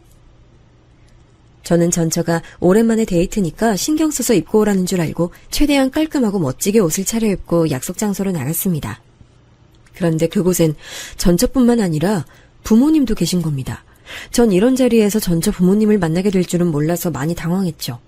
그녀는 제가 당황하는 건 아랑곳하지 않고 자연스럽게 팔짱을 끼고 자리로 끌고 가더군요. 엄마 아빠, 이 사람이 내가 말했던 성수 씨야. 잘생겼지? 우리 성수 씨 돈도 진짜 잘 벌고 성격도 얼마나 좋은데. 안녕하십니까. 저는 미연이 남자친구 민성수라고 합니다. 처음으로 인사드리는 자리인데 아무것도 준비된 게 없으니 머릿속이 새하얗게 변하더군요. 처음 뵌 두 어르신은 바로 제 호구조사를 시작하셨습니다. 그래, 자네가 미연이 남자친구인가? 긴 말 할 것 없이 내 단도직입적으로 묻겠네. 자네 직업은 뭐고 돈은 얼마나 버나? 미연이는 애가 영 질지지 못해서 요가 강사 따위나 하고 있는데 혹시 자네도 그런 몸 쓰는 일이나 하고 있는 건 아니겠지? 저는 어르신의 말씀에 한 번 더 당황했습니다. 요가 강사 따위라뇨? 요가 강사 일이 나쁜 일도 아닌데 말이죠. 저는 자기 딸을 그런 식으로 말하는 게 굉장히 이상해 보였습니다. 하지만 전처는 그런 어른의 말에 익숙해 보였어요. 그리곤 제 팔을 꼭 붙들더니 장인어른보다 더 큰 목소리로 말하는 겁니다. 성수 씨가 얼마나 돈을 잘 버는데 아빠도 아는 그 대기업 다니는 사람이야. 뭐? 그게 정말인가? 네? 아, 그게 말입니다. 저는 그녀의 말에 깜짝 놀랐습니다. 왜냐하면 저는 오래전에 이미 회사에서 나왔고 지금은 경찰로 일하고 있었으니까요. 저는 그간 전처가 제 직업이 뭔지 모르고 있었다는 것에 또 한 번 당황했습니다. 저는 그녀의 손을 잡은 상태로 두 어르신에게 설명해드렸죠. 이전엔 회사에 다니고 있었지만 제 성격과 맞지 않아 그만뒀습니다. 뭐야, 그럼 무직이야? 아닙니다. 현재는 경찰로 복무하고 있습니다. 경찰이면 공무원이잖아. 그럼 돈은 그럭저럭 벌겠네. 두 분께 말씀드리며 전철을 힐끗 보니 얼굴이 눈에 띄게 굳어있더군요. 하지만 금방 굳어있던 얼굴을 풀고 절 보며 웃으며 말했습니다. 뭐 회사 다니는 것보다 공무원이 훨씬 낫지. 돈도 시우 오빠보다 더 많이 벌걸? 저는 기뻐하는 아내의 목소리 사이로 들리는 이름에 의문이 들었습니다. 처음 듣는 이름이었거든요. 그런데 두 어르신의 떨떠름한 표정을 보아하니 전저 가족과 사이가 좋은 사람은 아닌 것 같았죠. 저는 그렇게 당황스러움만 가득했던 첫 인사를 어떻게든 마무리한 뒤 이야기를 나눴습니다. 자기야, 우리 부모님들께 인사드리는 건 좀 천천히 하자고 했잖아. 왜 나한테 말도 없이 이렇게 급작스럽게 자리를 만들어? 미안해 자기야. 그게 부모님이 만나는 사람 있으면 빨리 인사시키라고 성하셔서. 근데 자기 왜 나한테 회사 그만둔 얘기 안 했어? 나 아까 얼마나 무안했는지 알아? 무슨 소리야 그게. 나 회사 나온 지가 얼마나 오래됐는데. 나 자기 처음 만났을 때부터 이미 경찰이었어. 욱지한테 못 들었어? 아니, 난 대기업 다니고 있다는 얘기만 들어서 어쩐지 계속 파출소 얘기를 해서 뭔가 이상하다고 생각하긴 했는데. 자기야, 그럼 물어보지 그랬어. 난 자기가 별말이 없어서 내가 경찰인 거 알고 있는 줄 알았어. 됐어. 그러니까 지금 물어보지 않은 내가 잘못이라는 거지? 자기는 날 사랑하는 사람이 어떤 일을 하든 관심 없는 여자 만드니까 기분 좋아? 결국 저는 이날 전처와 한바탕 크게 싸웠습니다. 하지만 제가 계속 사과해 어떻게든 서로 기분을 풀었고 다시 결혼으로 초점을 맞췄습니다. 사실 그날 시우라는 사람이 누구냐고 묻고 싶었는데 크게 싸운 탓에 물어보지도 못했습니다. 직감적으로 무슨 깊은 관계가 있는 것 같았는데 말이죠. 그렇게 의문을 아는 채로 전 결혼 준비에 박차를 가했습니다. 화해 후 저는 부모님께 전처에 관해 이야기를 드리고 결혼 이야기를 꺼냈습니다. 그런데 제가 결혼에 대한 의사를 내비치자 부모님께서 조금 난색을 보이시더군요. 성수야, 네가 좋은 여자를 만났다는 건 정말 기쁜 일이지만 너무 급한 거 아니야? 어차피 할 결혼인데 뭐 어때요. 그리고 미연이 좋은 사람이에요. 성격이 좀 급하긴 한데 자기 일도 열심히 하는 사람이에요. 좋은 애라면 다행이지만 그래도 한번 만나는 보고 생각해봐야 할 것 같구나. 제가 전처와 교제한 기간에 비해 좀 급하게 결혼 이야기를 해서 그런지 부모님께서 더 신중하게 봐야겠다고 생각하신 것 같았습니다. 드디어 전처가 부모님을 뵈러 온 날 긴장했던 것과는 달리 분위기가 정말 좋았습니다. 워낙 밝고 사교적인 그녀라 그런지 부모님을 처음 뵙는 자리인데도 어려워하지 않고 살갑게 굴더라고요. 부모님도 마음에 드신 눈치였고요. 그래서 이후 상견례와 결혼까지 일사천리로 진행했습니다. 그런데 결혼 후부터 전처가 운영하던 요가 학원이 잘 안 풀리기 시작했습니다. 결국 학원을 접고 이제부터 전업주부로 생활하겠다고 하더군요. 저야 안정적인 직장을 가지고 있었으니 원하는 대로 하라고 했습니다. 다만 제가 아직 순경이라 수입이 많은 편이 아니니 그 부분은 고려해달라고 했죠. 그녀는 괜찮다며 신경 쓰지 말라고 했습니다. 이후 저는 그녀에게 월급을 전부 맡기고 용돈을 받아 생활했습니다. 그런데 제가 용돈을 받을 때마다 전처는 자꾸 돈이 너무 없다고 한탄을 하는 거예요. 물론 순경 월급이 많은 편은 아니었지만 둘이 쓰기엔 나쁘지 않았던 금액이라 저는 의아했죠. 생활비가 그렇게나 모자라? 이상하네. 혹시 가계부 좀 보여줄 수 있어? 우리가 쓸데없는 지출이 많나? 뭐? 가계부? 아니 여보, 지금 내가 쓸데없이 돈 함부로 쓰고 있다는 거야? 그런 말이 아니잖아. 여보 가계부 쓰고 있다며. 그럼 가계부 보면 우리가 어디에서 지출이 심한지 알 수 있어서 그런 거지. 그러니까 내가 살림을 잘 못한다는 거구나. 와, 여보 정말 너무한 거 아니야? 어떻게 이런 식으로 나한테 면박을 줘? 면박이라니? 가계부 좀 보여달라는 게 그 정도 일이야? 전처는 가계부는 자기가 관리하는 영역이니 보여줄 수 없다고 하더라고요. 저는 너무 강경한 그녀의 행동에 이상함을 느꼈습니다. 그래서 이 부분을 그냥 넘어갈 수 없었죠. 저는 다음날 은행으로 가서 생활비 통장 내역을 뽑아봤습니다. 그런데 출금 내역을 확인해보니 생각보다 큰 돈이 일정하게 달마다 빠져나가고 있더라고요. 저는 통장 출금 내역을 보여주며 추궁했죠. 그러자 마지못해 이야기하더군요. 사실 요가학원 차릴 때 대출을 좀 받았는데 그때 받은 대출 이자랑 원금 갚은 거야. 여보도 알잖아. 나 학원도 정리했는데 이자 낼 돈이 어디 있겠어. 그래도 원금은 거의 다 갚았으니까 조금만 더 눈 감아주면 안 돼? 이런 빚이 있었으면 나한테 말을 했어야지.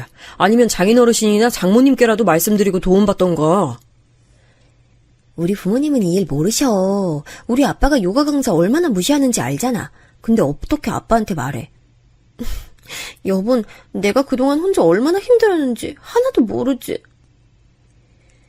확실히 전처의 말대로 장인께선 전처가 요가 강사인 걸 상당히 못마땅해 하고 계셨죠. 부모님께 돈 문제에 대해서 말하지 못했던 것도 당연한 일이었습니다. 저는 서글프게 우는 그녀를 보며 안타까움과 속상함이 느꼈죠. 그럼 빚이 얼마나 남았는지 나한테 말해줘. 내가 갚아줄게. 정말? 여보, 우리 신혼집 장만하느라 모아놓은 돈도 다 썼다고 했잖아. 어떻게 내주려고? 어떡하긴. 우선 우리 부모님께 도와달라 말씀드리고 갚아야지. 그녀는 조금 주저하면서도 안심하는 눈치였습니다. 처음에 저는 부모님께 빚에 대해선 말하지 않았습니다. 그저 돈이 좀 필요하다고만 말씀드렸죠. 죄송해요, 아버지, 어머니. 제가 다달이 이자까지 더해서 갚을게요. 돈이 안 갚아도 상관없어. 하나 궁금한 게 있다. 혹시 이 돈 며느리가 필요하다고 해서 빌리는 거야? 저는 아버지 말씀에 속으로 깜짝 놀랐죠. 알고 보니 부모님께선 제가 돈을 빌리기 위해 말을 꺼냈을 때부터 대강 어떤 상황인지 짐작하고 계셨더라고요. 저는 그런 부모님께 끝까지 거짓말을 할 수는 없어서 모두 다 솔직하게 말씀드렸습니다. 부모님께선 전처에게 빚이 생기게 된 이유를 다 이해하시더군요. 저는 감사함과 동시에 참 많이 죄송했습니다. 그렇게 저는 부모님의 돈으로 그녀의 빚을 모두 갚아줬죠. 그리고 그날 부모님께 모든 이야기를 다 말씀드렸다는 것도 얘기했어요. 그런데 제 말에 전처는 얼굴이 새하얗게 질리더군요. 그걸 말하면 어떡해. 난 몰라. 결혼한 지 얼마 되지도 않았는데 벌써 시부모님한테 밉보였을 거야. 아니야, 여보. 우리 부모님이 여보 다 이해하신다고 했어. 그거 말고는 별말 없으셨으니까 너무 걱정하지 말고 다음에 같이 우리 부모님께 가서 감사하다고 인사 한마디 하자. 저는 많이 걱정하는 전처를 열심히 달래 안심시켰습니다. 그리고 며칠 뒤 부모님께 감사하단 말을 전하기 위해 같이 부모님 댁으로 갔죠. 근데 식사 도중 어머니가 빚에 관해 물어보려고 말을 꺼내는 순간 전처가 갑자기 어머니의 말을 막고 폭탄 선언 같은 말을 하는 겁니다. 잠시만요, 어머님. 저 먼저 드릴 말씀이 있어요. 그게 저 임신했어요. 뭐? 그게 정말이야? 아유, 정말 잘 됐구나. 전처 말을 듣고 부모님도 저도 정말 깜짝 놀랐습니다. 갑작스런 임신 이야기 덕분에 그날 식사 자리는 빚에 관한 이야기는 일절없이 임신을 축하하는 자리로 변질됐죠. 하지만 저는 기분이 그리 좋지 않았습니다. 아무리 생각해도 아내가 저에게 임신 사실을 숨기고 있었다는 생각밖에 안 들었어요. 그래서 집으로 돌아오는 길에 왜 제게 제일 먼저 임신 사실을 알리지 않느냐고 했습니다. 그랬더니 나중에 말해주려고 했었다고 말을 돌리더군요. 어쨌든 행복한 소식을 들은 저는 더 잘해주려고 노력했죠. 전처는 달을 꽉 채우고 첫 아이를 출산했습니다. 예쁜 딸이었어요. 아이가 생기니 가장으로서 책임감이 더 막중해지더군요. 저는 더 열심히 일하기 시작했습니다. 그래서 딸아이가 2살이 될 때까지 전반적으로 전처가 딸의 육아를 도맡았습니다. 저도 주야 교대 근무를 하며 육아를 도왔지만 아무래도 그녀의 마음엔 차지 않았겠죠. 결국 폭발하고 말았습니다. 왜 나 혼자만 이렇게 힘들어야 돼? 나 혼자 애 낳았어? 애 밥 먹이고 재우고 씻기고 옷 입히는 게 어디 쉬운 일인 줄 알아? 그녀의 분노에 저는 할 말이 없었습니다. 제가 할 수 있는 만큼 노력했지만 직업 특성상 주야간이 자주 바뀌니 집에 혼자 있는 전처가 바라는 만큼 육아를 도울 수가 없는 건 사실이었으니까요. 저는 사과하고 앞으로 제가 더 잘하겠다고 했습니다. 그녀가 불편하지 않도록 모든 집안일을 제가 다 맡아서 했고 인터넷에서 찾아가며 요리도 배웠습니다. 새벽에 퇴근 후 집에 돌아오면 아무리 힘들어도 밀린 빨래를 돌리고 한가득 쌓여있는 그릇도 깨끗하게 설거지했죠. 매일 쓰레기도 정리하고 집안 청소까지 빠짐없이 했습니다. 하지만 제가 아무리 노력해도 전처는 점점 불만만 많아지고 갈수록 말이 심해졌죠. 경찰인 게 뭐 대수야? 돈도 잘 못 벌어오면서 대체 여보는 잘하는 게 뭐야? 그때마다 저는 조금만 더 참자고 속으로 되뇌면서 기분을 풀어주기 위해 애썼습니다. 육아 강의를 들어보니 산모는 첫 아이를 키울 때 스트레스를 많이 받고 우울증에 걸리기도 한다더군요. 저는 그때 전처도 아이를 키우느라 스트레스를 많이 받아서 힘들어서 그런 거라 생각하며 그녀의 짜증을 다 받아줬죠. 그런데 짜증이 점점 도를 넘기 시작했습니다. 원하는 만큼 돈도 못 쓰고 집안에만 있어서 스트레스가 쌓인다고 하더니 급기야 제 부모님께 돈 좀 더 빌려달라고 하면 안 되냐고 하는 겁니다. 여보, 그건 좀 아닌 것 같아. 이미 여보 빚 갚으려고 부모님께 돈 빌렸는데 여기서 돈을 더 빌려달라고는 할 순 없어. 일단 우리 있는 돈으로 생활해보자. 여보, 빚 갚아주신 거 감사하긴 한데 이제 그 이야기 그만하면 안 돼? 그리고 내 빚이라니. 나 당신 아내야. 당신이랑 쭉 함께 살아갈 사이니까 내 빚은 당신 빚이지. 그리고 내가 무슨 큰 죄지었어? 아니, 임신한 며느리 빚 좀 갚아주실 수 있는 거지 그거 좀 갚아줬다고 도대체 얼마나 얘기를 하는 거야? 아, 정말 엄마 말이 맞았어. 돈 못 버는 남자랑 결혼하면 안 된다고 했는데 내가 당신이랑 괜히 결혼했나 봐. 전처는 아무렇지도 않게 모진 말을 내뱉더니 자신의 신세를 한탄하며 울더군요. 저도 그녀의 말에 너무 화가 났지만 동시에 울고 있는 전처의 모습을 보니 참 속상했습니다. 전 어떻게든 그녀를 달래고 이야기하며 잘 풀어보려고 했지만 아예 제 말은 들은 척도 안 했습니다. 그날 이후 딸이 4살이 될 때까지 우리는 냉전 상태로 지냈습니다. 물론 그 사이에 저는 대화 좀 하자고 말도 꺼내고 시험을 봐서 경장으로 올라가면 월급이 더 늘어날 테니 조금만 참아달라고 하며 마음을 풀기 위해 노력했습니다. 하지만 그때마다 제게 이렇게 말하더군요. 여보, 그냥 경찰 그만두고 다시 회사 들어가면 안 돼? 그게 무슨 말이야? 내가 경찰을 왜 그만둬? 연차 쌓이면 돈 더 많이 들어온다니까. 그게 다 무슨 소용이야. 지금 당장 돈이 없잖아. 아, 난 당신이 돈 많이 버는 줄 알고 결혼한 건데 이거 완전 사기 결혼이야. 사기 결혼 당했어. 지금 사기 결혼이라고 했어? 아무리 그래도 할 말이 있고 못할 말이 있지. 우리 집이 네 빚 다 갚아준 건 잊었어? 결혼 전에 빚 이야기는 한마디도 안 해놓고 그렇게 따지면 나야말로 사기 결혼이지. 아, 정말 지겨워. 그까지 푼 돈 좀 갚아준 거 가지고 유세 좀 그만 떨어. 저는 막말에 서서히 지쳐갔습니다. 분명 사랑하니 저와 결혼하고 싶다고 했던 전처였는데 언제부터 이렇게 돈에 집착하게 됐는지 알 수 없더군요. 이후 아이가 유치원에 다니기 시작했을 무렵부터 모든 집안일에서 그녀는 아예 손을 뗐습니다. 그리고 그간의 시간을 보상받고 싶다며 제 용돈은 더 줄이곤 제 월급을 모조리 자신을 위해서만 사용하기 시작했습니다. 저는 원래부터 최소한의 용돈만 받고 있었습니다. 그래서 피우던 담배까지 끊고 아슬아슬하게 지내고 있었는데 용돈이 더 줄어드니 이제는 점심밥 사 먹을 돈까지 부족하더군요. 제가 용돈이 너무 적어 밥 사 먹을 돈도 부족하다고 하소연했지만 제 말에 아랑곳하지 않았습니다. 최대한 참아보려고 했지만 그녀의 행동이 도를 넘어 어쩔 수 없이 통장에 들어가던 월급을 제 통장으로 옮기게 됐습니다. 그리고 그동안 다달이 빠져나가던 돈을 계산해보니 전처가 달마다 대부분의 돈을 쇼핑과 유흥에 쓰고 있다는 걸 알게 됐습니다. 참다 못한 저는 앞으로는 돈 관리는 제가 하고 용돈을 받아 쓰라고 했죠. 그랬더니 길길이 날뛰는 게 아니겠어요? 용돈? 나 호강시켜준다고 할 땐 언제고 이제 와서 쥐꼬리만한 용돈을 탓쓰라고 하는 거야? 당신이 쇼핑하러 다니는 사이에 난 돈이 없어서 밥도 못 먹고 일하고 있었어. 그리고 내가 이번에 경장시험만 통과하면 올해 가기 전에 월급도 더 늘어날 거라고 했잖아. 근데 도대체 뭐가 그렇게 급하다고 이렇게 날 몰아세워? 그녀의 울부짖음에 저도 폭발했습니다. 제 월급의 반 이상을 본인 쓰고 싶은 대로 쓰면서 자신은 원하는 대로 아무것도 하지 못하고 있다는 겁니다. 그럼 저는요? 딸은요? 가족의 행복이 제 행복이라 생각하며 몇 년 동안 새 옷 한 벌 산 적이 없었습니다. 그런데 항상 본인을 남과 비교하며 자신은 불행한 처지라고 계속 한탄했죠. 나중에 가선 어린 딸을 붙잡고 이런 얘기까지 하더군요. 상아야, 아빠는 약속 안 지키는 나쁜 사람이야. 경찰은 원래 나쁜 사람 잡아가야 하는 사람인데 네 아빠가 경찰이라서 누구 보고 잡아가라고 해야 될지 모르겠다. 엄마 참 불쌍하지? 딸은 엄마가 하는 말에 그냥 고개만 끄덕이고 있었고요. 전 황당했습니다. 애 앞에서 못하는 소리가 없어. 당신 그만 못해? 내가 뭘 그렇게 잘못했다고 딸 앞에서 날 나쁜 사람 취급을 해? 왜? 난 사실만 말한 건데 부끄러워? 창피해? 아, 그럼 또 나만 잘못했다는 거구나? 아, 지겨워. 더는 이렇게 못 살겠어. 애 생각해서 이혼은 안 하려고 했는데 아무래도 안 되겠다. 뭐? 지금 이혼하자고 말하는 거야? 진심이야? 저는 그녀가 더 이상 절 사랑하지 않는다는 걸 느꼈습니다. 제 질문에 비아냥거리며 대답하더군요. 돈도 못 버는 남편이랑 살아봤자 나만 더 불행해지지. 우리 이혼해. 그래, 내가 당신을 불행하게 만들었구나. 알았어, 이혼을.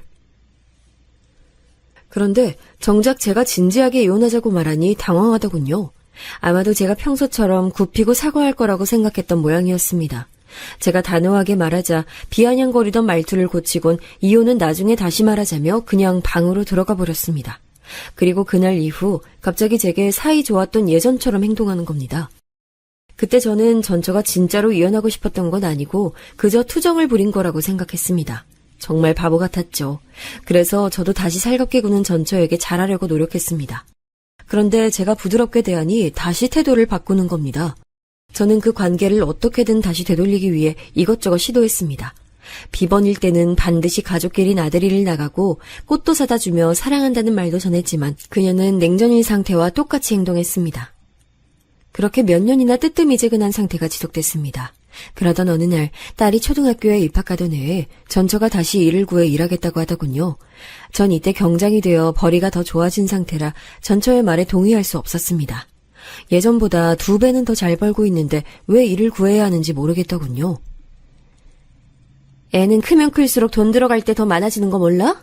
그리고 애 대학 등록금도 모아둬야 하는데 지금 당신 벌이론 택도 없어. 그러니까 나도 일해야겠어.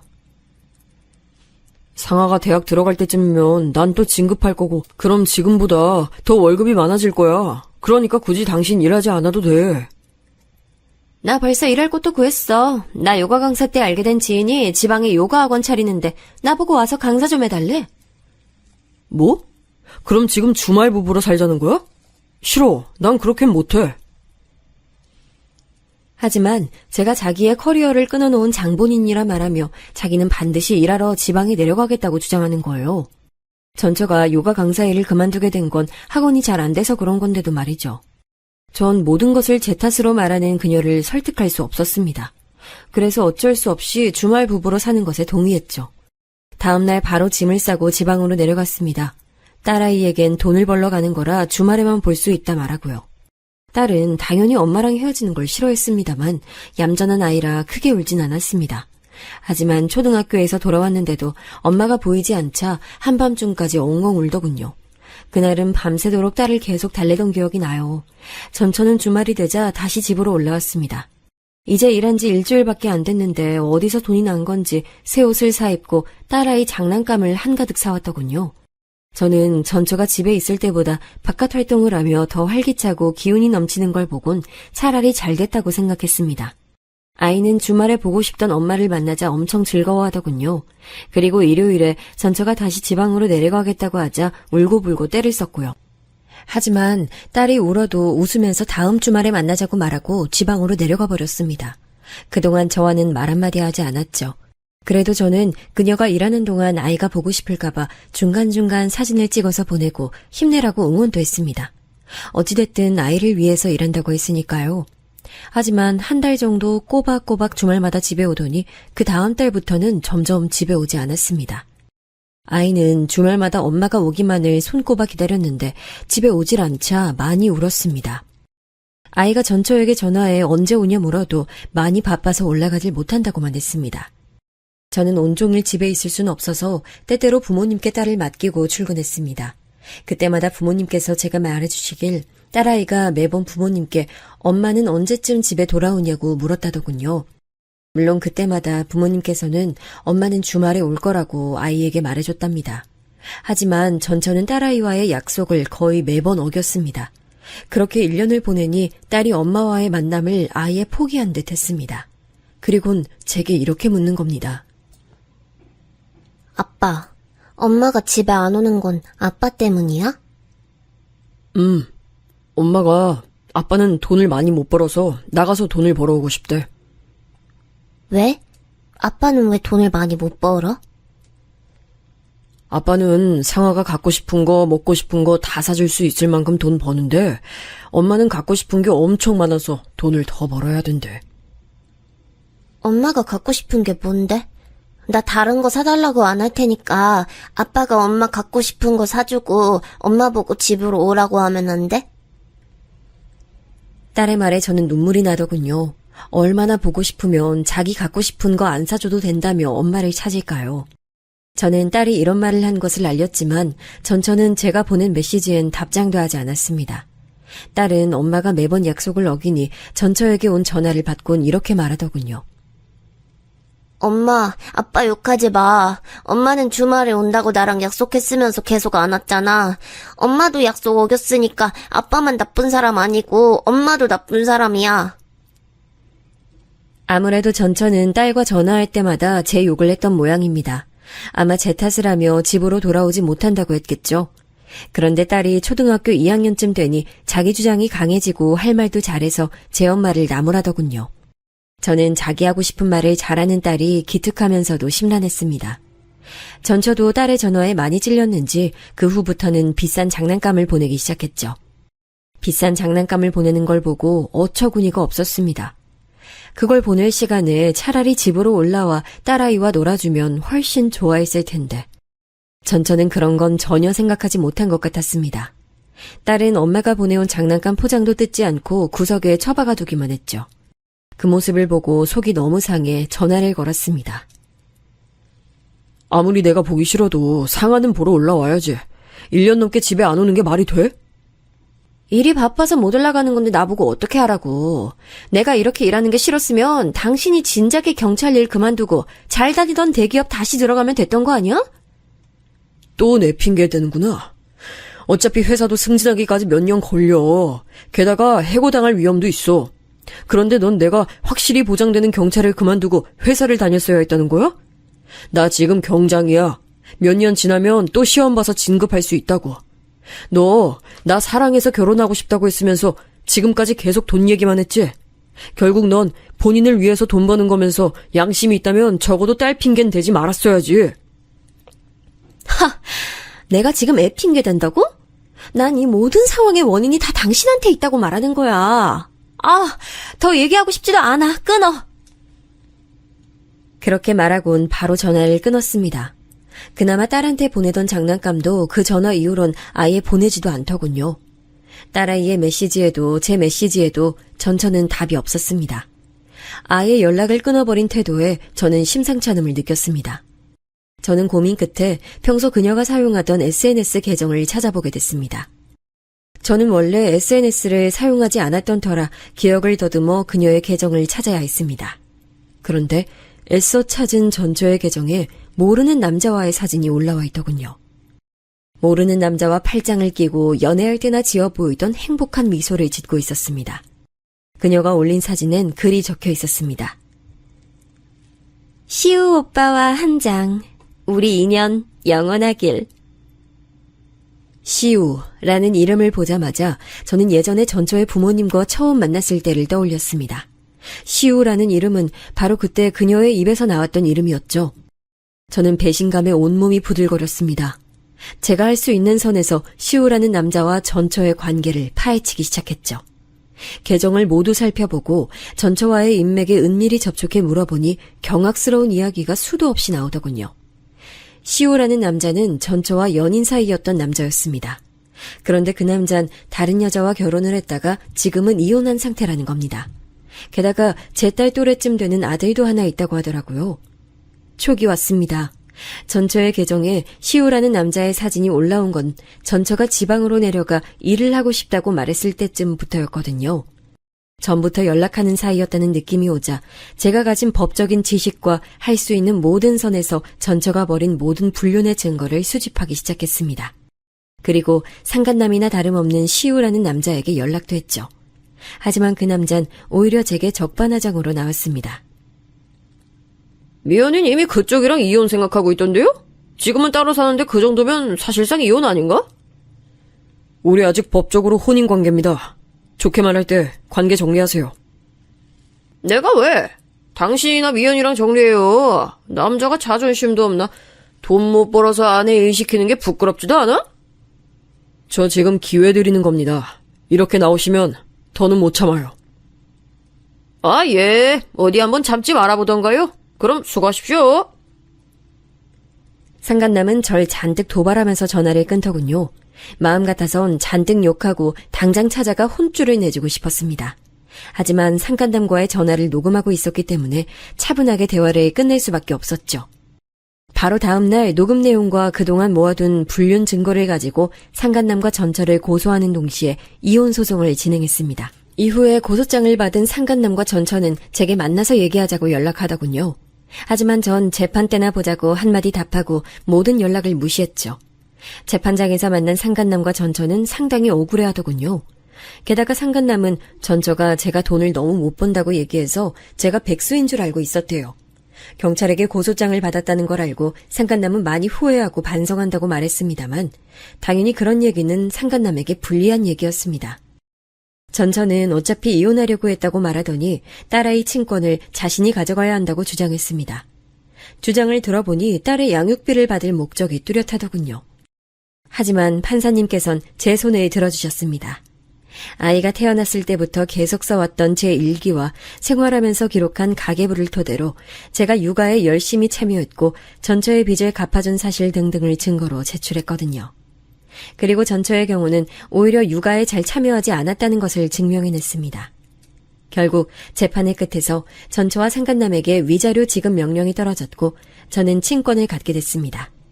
그리고 공식적으로 이혼했습니다. 딸에겐 이제 더는 엄마와 만나지 못하게 됐다는 사실을 알렸지만 슬퍼하는 기색도 없이 딸은 체념한 표정으로 알겠다 하더군요. 말없는 슬픈 표정을 보자 마음이 찢어지는 것 같았습니다. 하지만 딸이 계속 슬퍼하는 모습을 볼 수 없던 저는 기운낼 수 있도록 최선을 다해 노력했습니다. 함께 놀이공원도 가고 아이 숙제도 봐주고 얘기도 잘 들어주고 맛있는 것도 사주고 정말 큰 노력을 기울였죠. 제 노력을 알아준 건지 딸도 차츰 기운을 차리는 것 같더군요. 그리고 10살 생일 때 함께 꽃놀이를 하러 갔습니다. 벚꽃이 가득 피는 것으로 유명한 놀이공원으로 함께 꽃놀이를 가서 사진도 찍고 도시락도 먹으며 즐거운 시간을 보냈죠. 그렇게 놀이기구 한번 타고 내려와 벚꽃나무 등치에서 돗자리를 펴고 쉬고 있는데 갑자기 딸이 몸을 부들부들 떨더라고요. 저는 갑자기 어디가 아픈 줄 알고 크게 놀랐는데 딸이 그 자리에서 벌떡 일어나 누군가를 향해 손가락질하는 겁니다. 나쁜 엄마다. 여러분, 딸 버리고 간 나쁜 엄마 좀 잡아주세요. 아빠 두고 모르는 아저씨한테 간 나쁜 엄마 좀 잡아가세요. 저는 깜짝 놀라 딸이 가리키는 것을 봤습니다. 딸의 외침에 주변에 있던 수많은 사람도 전부 다 딸이 가리키는 곳을 향해 고개를 돌렸습니다. 그곳엔 저만큼이나 놀란 표정의 전처가 있었습니다. 하지만 제가 더 놀랐던 건 전처가 모르는 남자아이 손을 꼭 잡고 재판정에서 봤던 상간남과 껴안고 있는 상태였기 때문이었습니다. 아마 그 년놈들은 벚꽃나무를 배경으로 가족사진이라도 찍을 모양이었던 것 같았어요. 딸은 계속해서 놀라 얼어붙은 전처와 상간남을 향해 고래고래 소리를 질렀습니다. 아빠, 저기에 나쁜 엄마 있어. 아빠 경찰이잖아. 얼른 잡아서 혼내줘. 나 두고 간 엄마 좀 잡아서 혼내줘. 저도 그들 모습에 속이 상하고 화가 나는데 딸은 얼마나 화가 나고 속상했겠습니까? 저는 딸이 우는 모습에 자리에서 일어나 그들을 향해 소리쳤습니다. 이 더러운 것들이 지금 뭘 잘했다고 여길 눌러와? 남편이랑 딸 버리고 상간남이랑 바람나니까 좋냐? 너희가 천년만년 행복할 수 있을 것 같아? 이 천하의 못된 것들. 아니에요. 도대체 무슨 말을 하는 거야? 저 전혀 모르는 사람들이에요. 제 외침에 그녀는 당황했는지 절 모르는 사람이라고 하더군요. 너무 화가 나서 그 자리에서 맞받아쳤습니다. 날 모른다고? 그럼 기억나게 해줄까? 여러분, 저기 저 여자가 바람나서 결혼 전에 진 빚도 다 갚아준 남편인 저와 딸을 버리고 도망간 사람입니다. 지금 저기 같이 있는 남자가 저 여자랑 바람난 상간남이고요.